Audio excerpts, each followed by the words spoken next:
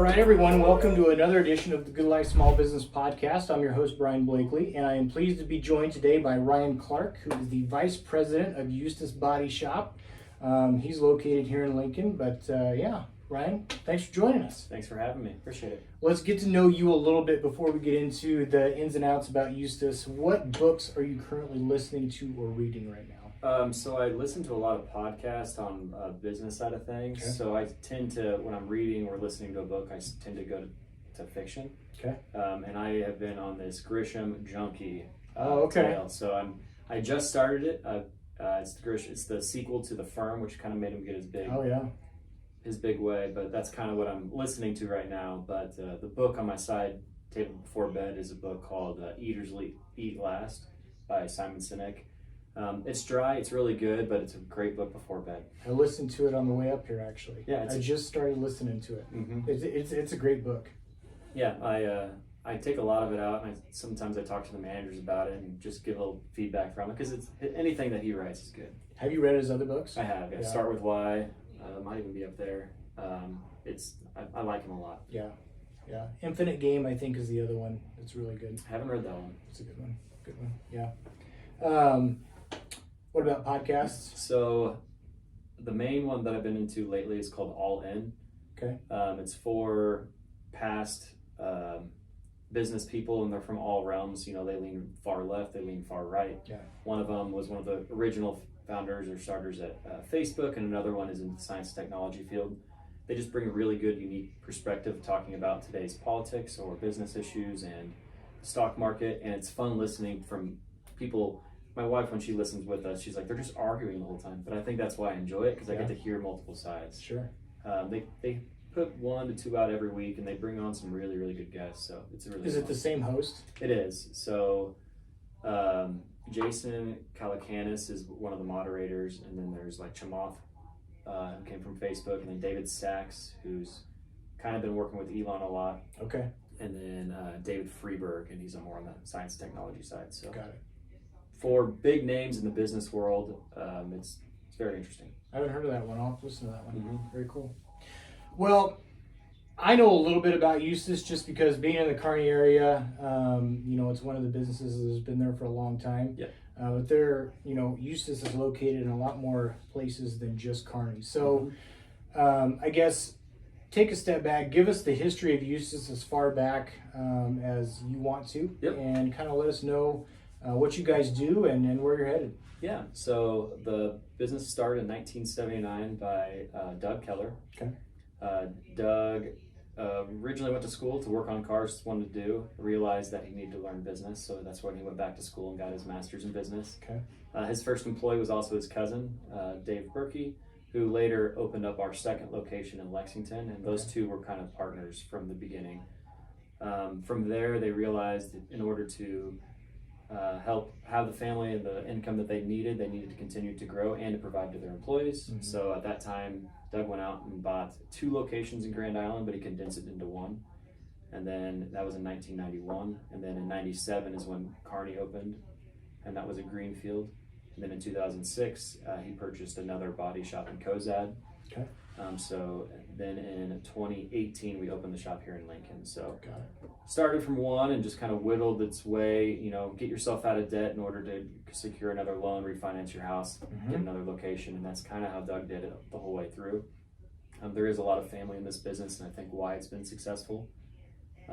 Because we are an S corporation, we do have family in the business. Any employee is able to buy in and buy shares of the business. Yep. So that's kind of helped with, retaining employees, attracting new employees, because if the business is doing well, the employees are doing well. Yeah. So we're not an ESOP, but we're kind of run like that. We don't get the benefits or the disadvantages to an ESOP, but that's kind of how it came on. I joined Eustis about 7 years ago. Originally was in science field, and Doug is my father-in-law. Saw me, working on cars. He saw my interest in business, had some side hustles with friends, asked if I wanted to come over and join, and thought he was a little crazy. Talked to my wife about it. And my first year with Eustis, I would drive down to Eustis every morning at 4:30 in the morning, live with my in-laws throughout that week, and then on Friday at 5:30, head back home and spend the weekend with my wife. And that's just kind of how I got my feet wet. Started to love it. And then when Lincoln opened, we stayed here, which was a lot better. Yeah, A lot natural better. transition Yep. for you. Mm-hmm. What was it like in the beginning for you? Was it, I mean, where you were working on cars, but where, Eustis does a lot of body work and things Yep. like that. Was that a different realm from what you've done, or was it? 100%. When you're 16, 18 years old, you want to put speakers and tint, and that's what I had done to work on my car and make sure it was clean all the time, waxed it. But when I dove into this, I had no idea what I was doing. I was completely green. Yeah. Doug had me start in the detail bay, and I was just watching cars come in. Since I was at the Eustis location, it was much smaller and shorter pace. So after the detailing was done, I started disassembling cars and learning that process. Mm-hmm. And then, of course, he had this 1987 Chevy square body pickup that he wanted to restore. So that project was handed over to me, and I got to learn why we don't get into rust repair. And then later on, a few months down the line, there's a big hailstorm in Eustis. Okay. And so I got my feet wet estimating because we just had such a big influx. And the people out in Eustis, especially the guys working at that shop, were just so helpful, open-armed, and I think they realized that I wanted to learn, and they were very willing to teach me, and I still am very gracious for their help all to this day.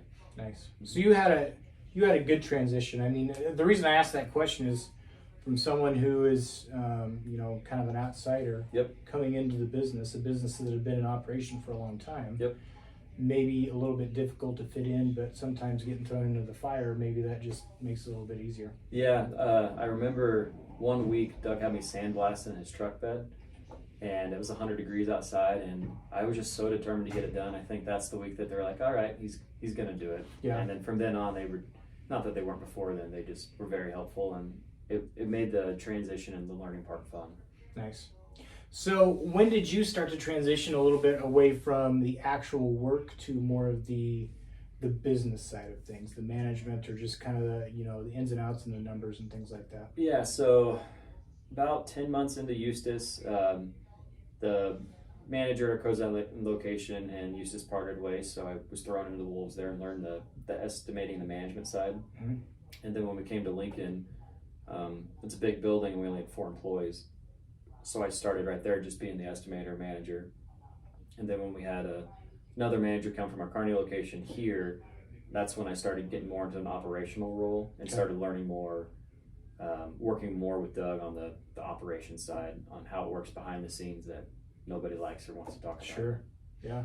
What was it like when you first opened this place up, just from a learning aspect, but also, a stress aspect from you? You're Lincoln, obviously a bigger town, but you're opening a location in a family business that has been around for a while. What was that like for you? It was very stressful and scary. Yeah. You always wonder, like, what happens if this doesn't work? Is it going to be my fault? You start playing mind games with yourself. But I saw the quality of work at some of our other shops, and so that's just kind of what we expected here. And I think that's what helped get its feet off the ground is people, after the first car got out the door, it looks great. Then the next one, then the next one. That was our focus from the beginning. And then, some technicians started hearing about us, and it just kind of grew organically from there. Got it. So it started scary, and it ended up being a really good move for us. Yeah. So you started with 4. Where are you at right now, employee-wise or technicians? So we had 4 in Lincoln. We now have 19 in Lincoln. Okay. And then company-wide, we have 76 employees. Wow, nice. And when we opened Lincoln, we were under, I think I might have been the 50th employee or 49th. We were right at that 50 mark. Yeah. Because the healthcare cutoff is 50 employees, so I know that was a big deal. But as you expand and grow, you have to add more admin and bookkeepers and that kind of stuff too. So we've just grown across the board. Yeah. What's one thing you wish you were better at in this role? One thing that maybe you thought was going to be easy, but has turned out to be a lot more difficult, or just something that you wish you were better at? I'm definitely technology driven, and sometimes I see things and I want to implement them. I wish I was better at understanding how to implement them and listen to the team. And sometimes I just get a little fire underneath me, like, this is great, and I show it, and they're like, well, what about this, this, and this, and I just didn't vet it well enough. So Sure. I wish I was better at, when I get these ideas, collaborating and vetting them before trying to launch them. Yeah. What was it like for you? Because I know coming in different parts of Nebraska, Eustis has more of a footprint. but coming here to Lincoln and having to try to gain business with body shops that have been here for years and years and years, what's your marketing strategy been like? What have you done to kind of set yourself apart, or, you know, to try to, I guess, just get a little bit of a hold here in the Lincoln community? Yeah, so one thing that Eustis had going for it coming to Lincoln is Lincoln's a big college town. Mm-hmm. So a lot of the students that come here are from, you know, the Grand Island, Kearney, or the smaller markets around Eustis. So I think one of the reasons Doug initially looked at Lincoln was he was getting a lot of phone calls from friends or past customers like, hey, my daughter was in an accident, Yeah. son was in an accident, where should I take it? And he would send it to, you know, other body shops that are really good here in town. Sure. So I think that is how we got a little bit of a footprint, was just the kids of people that have used us out west. Mm-hmm. So the word of mouth. And then once we kind of got that footprint underneath, we haven't really had to advertise much more than that. We do the normal advertising channels, but Mm-hmm. there was no campaign on this is who we're hitting. We just focused on continue to give good quality customer service, and then when the car fixed, it looks as good or better than it did before it was in the accident. Yeah, absolutely. And it just worked out for us. And that's great, because if you can get word of mouth to work for you in that way, Mm-hmm. where you've done a good job in the past, and you can just take that same recognition and move it, you know, halfway across the state. Yep. That's a great asset to have. Yeah, it makes it a lot easier than having to do these crazy expensive advertising plans when we just, our motto is where our customers send their friends, and that's just kind of what we stick by. Just want to be a small family business in the state of Nebraska and help our community. Nice. So that wasn't something you had to worry about in the beginning, was Not as much. getting customers in the door? Not as much. I think the technicians thing was our biggest fear, but as we grew, it's happened organically. We've had struggles. It wasn't easy. Sure. You know, we're 5 years into this now to get to where we are, but it's still a challenge. Yeah. So talk about the pandemic a little bit, Mm-hmm. and what 2020 brought. I mean, you would have been maybe not quite 2 years into it here in the Lincoln building. Talk about that a little bit, the challenges that came with that, what you needed to change, and talk about maybe if there was something that you implemented during that time that you still have used going forward. Yeah, so it was definitely a challenging time, especially in some of our locations than others. Yeah. In some of our markets got hit really hard, and there was just no work to be done. Mm-hmm. We do have a large loaner fleet, so we focused on fixing some of those when those times came. This Lincoln store, you know, after the shutdown in March, where everything just closed down, we had one job on the schedule, and it was a windshield. So, I mean, that's just not going to pay the bills. But then we were, I shouldn't say blessed, but then there was a big hailstorm that came through on Easter Sunday. It was Easter egg size hail. Yep. So that filled the Lincoln shop, and we were able to low level to other shops. But what we also found was people just didn't want to come to our door. They didn't want to have the face-to-face interaction. So we started implementing mobile estimating, a photo app. So now people can go to our website, and they would send the information in and submit some photos. They're never accurate. Right. But what we try and tell people is, hey, we at least can see if this is a fixable thing or if we need to get it in further, and let them know if they need help in filing an insurance claim or something. And that has been really beneficial now that, especially the younger generation, they don't want the face-to-face interaction as much. So now they just submit photos of their car. We can give them a digital estimate back, and now we're even utilizing some AI so we can just analyze those pictures, send it back to them, so we don't have somebody on the other end giving that estimate back. We can just give them a rough idea of $3,500 to $7,000, so they know they need to file the insurance claim, because really we got to get the car disassembled before we can get an accurate quote anyway. Sure, absolutely. So yeah, COVID was a struggle, but out of it we're able to help manage our schedules a little bit better, utilizing some of the technology with, you know, the photo estimating or AI features that we're really just launching now. But the photo estimating side we've had since then. Yeah. What things did you have to change within the shop with the guys that were doing the work? Because I know that Lincoln was one of the last communities that really kind of opened up as far as the restrictions and things like that. So what changes did you have to make in the shop? Sure. I mean, it was, you know, our body techs and painters, they're wearing respirators anyway. In fact, they're the really high grade kind. The painters have really nice fresh air masks or an N95. Sure. So it wasn't a huge change on like the PPE they were wearing. But we did make, you know, every car that came in, we had to wipe down because we didn't want our employees affected at the time with the technology we knew. So we had new cleaning structures. Every car that came in was wiped down and cleaned prior to, and then post inspection or post repairs, we would do it again and clean it again. Wow. Any parts that were coming through the door, we had a bleach bucket. We were spraying the cardboard boxes down because it was held on cardboard really long, you know. Mm-hmm. As everything developed, some of those changed. Sure. Yeah. SOPs changed, but those cars were really clean. Yeah. Well, that's not a bad. Is that something you still do? Yeah, we don't go to the extreme depths of spraying bleach on new parts that come in the door, but all of our locations are still detailing, wiping down the dash and before it goes out, because there could be some body shop dust or something that's on the vehicle as well. So we still continue some of those practices because it was just nicer. The customer gets a car back and holy smokes, this thing's clean. Yeah, and it's kind of a nice little gesture. That's a nice look. Mm-hmm.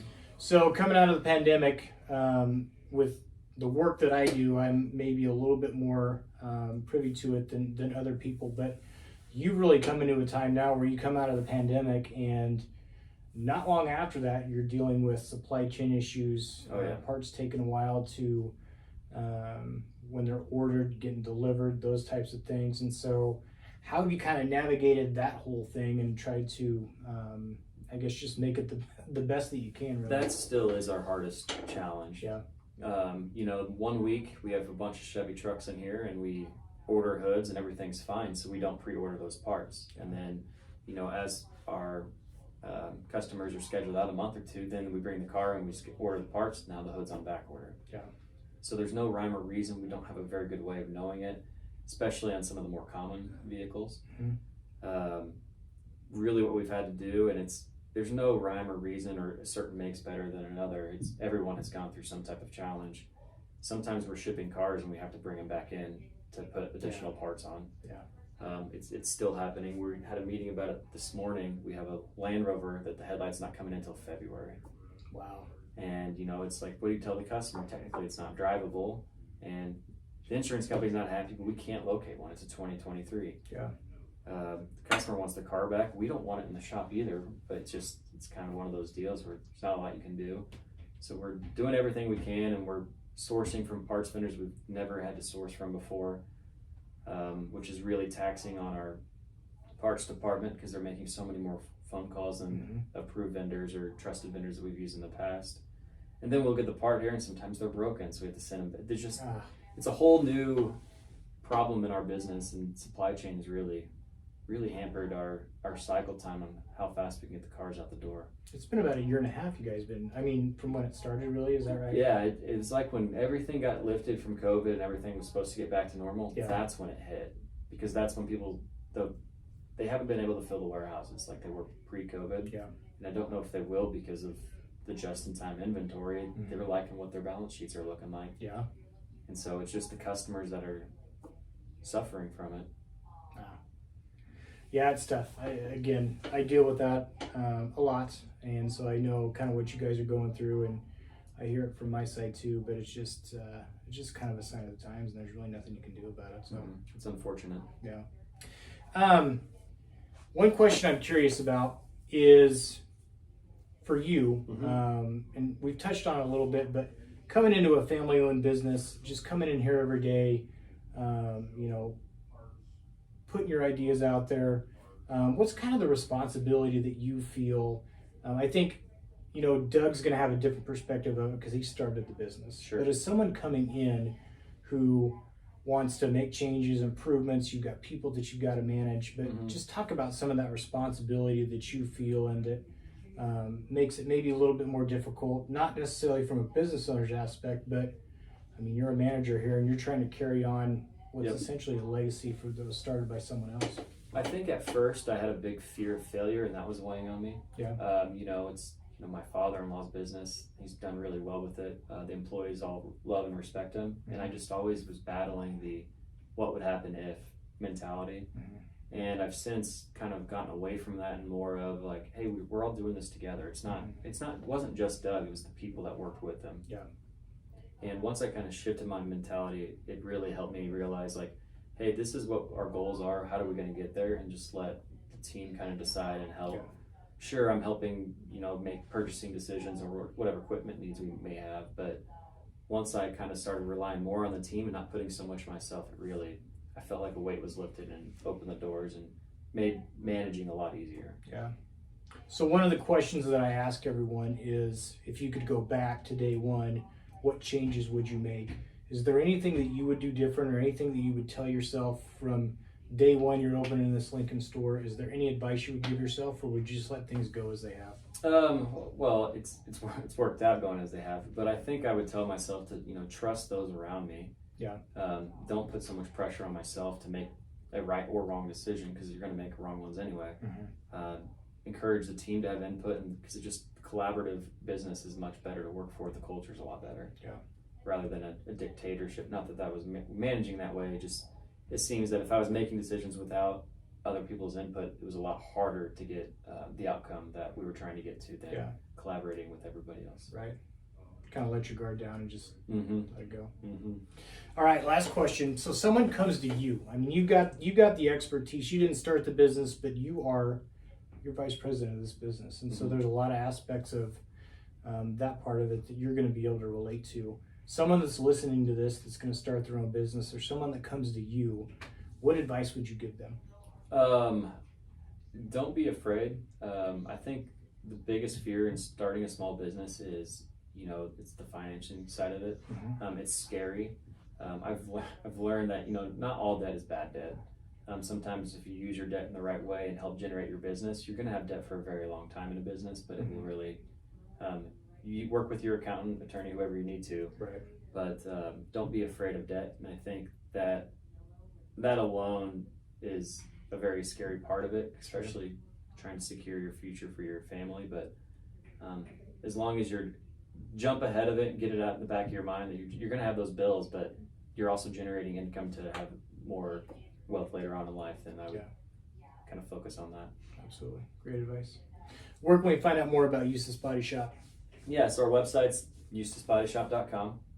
That's where you can get, your photo estimates or anything else like that. No matter the location. No matter the location, all of them are listed there. It has phone numbers listed.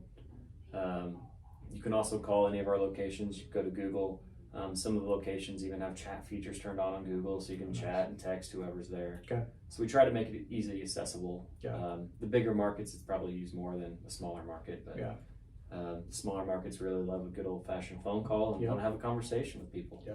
How about social media? You guys on social? We are on Facebook. It's just Eustis Body Shop. All 6 locations kind of interact on that one page. We did just launch an Instagram. We're trying to get some of the staff involved and maybe doing some before and after. Or, we did post a picture of your dog, and the one with most likes gets a $100 gas card. Nice. Trying to do little things like that. Yeah. Make it a little bit more fun, because social media in the collision repair industry isn't a very fun follow, because nobody really wants to look at wrecked cars. It's kind of like insurance. Yeah, we got to pick our battles, and so Facebook is really the main one, and then our website. Got it. Very cool. Mm-hmm. Ryan, thanks for your time. I know you got to get going. I really do appreciate you sitting down and just kind of sharing your expertise. And this is a great building you have here in Lincoln. And like I said, I know the guys in Kearney do a great job and all over. Yes, so they do. Thanks for the time, and Thanks for having me. Appreciate it. Thanks. Mm-hmm.